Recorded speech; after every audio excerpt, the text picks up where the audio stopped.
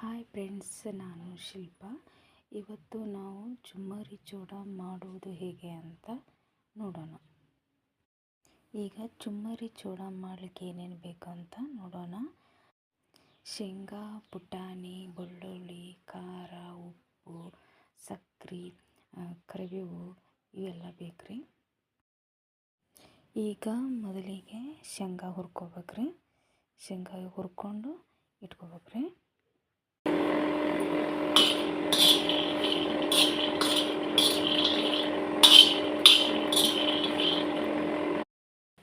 ಹಾಗೆ ಬೆಳ್ಳುಳ್ಳಿ ಅದಾವಲ್ರಿ, ಅವನ್ನ ಬೆಳ್ಳುಳ್ಳಿನ ಜಜ್ಜಿ ಇಟ್ಕೋಬೇಕ್ರಿ.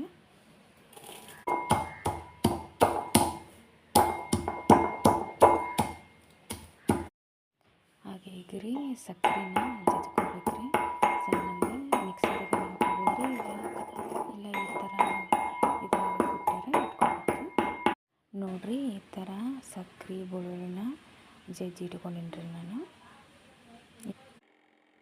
ನೋಡ್ರಿ, ಈಗ ಒಲೆ ಮೇಲೆ ಪಾತ್ರೆ ಇಟ್ಕೊಂಡು ಈಗ ಎಣ್ಣೆ ಹಾಕೋಬೇಕ್ರಿ.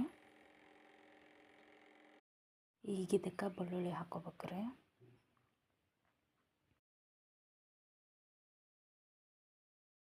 ಈಗ ಪುಟಾಣಿ ಹಾಕೋಬೇಕ್ರಿ. ಈಗ ಕರಿಬೇವು ಹಾಕೋಬೇಕ್ರಿ.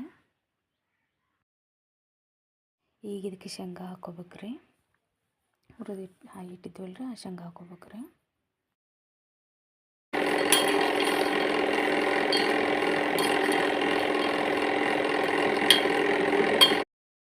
ಈಗ ಇದಕ್ಕೆ ಖಾರ ಹಾಕೋಬೇಕ್ರಿ.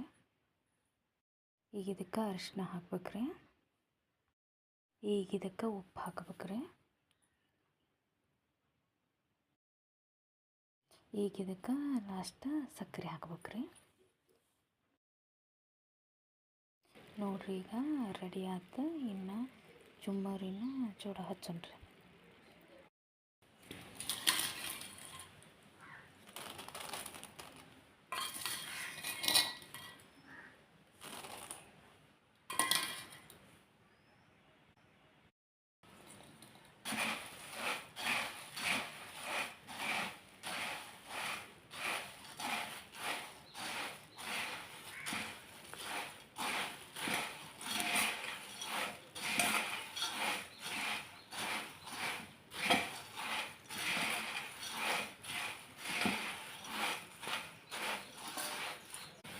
ನೋಡ್ರಿ, ಈಗ ಚುಮ್ಮರಿ ಚೂಡ ರೆಡಿ ಆತ್ರಿ.